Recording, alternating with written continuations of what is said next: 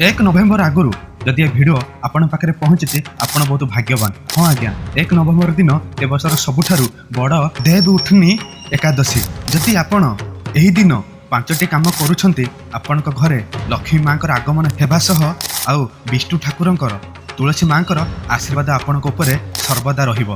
Video को शेष पर्यंत देखंतु आ समस्त को शेयर करंतु। समस्ते पूजा अर्चना करिवार सौभाग्य लाभ करि पारिबे। आज्ञा एही 5टी नियम को मानंतु, देखिबे आपणकर केते लाभ हेबो।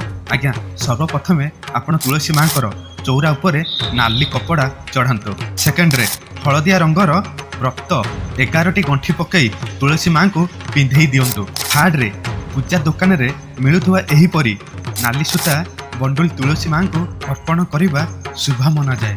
फोर्थ रे शुद्ध गौमातांकर पंचा क्षीर तुलसी माँ को अर्पित करंतु, तासह दीप भी जालंतु। फिफ्थ रे विष्णु ठाकुर को 5टी तुलसी पत्र मनरे भक्ति रखी ठाकुर को अर्पण करंतु। देखिए आपन को निश्चिंत शुभ खबर मिलियो। आज्ञा कमेंट रे तुलसी माँ बोली लिखि दियंतु। एमिति इनफॉरमेशन वाला वीडियो आगो को देखिया पई फॉलो सब्सक्राइब करी रखि थांतु।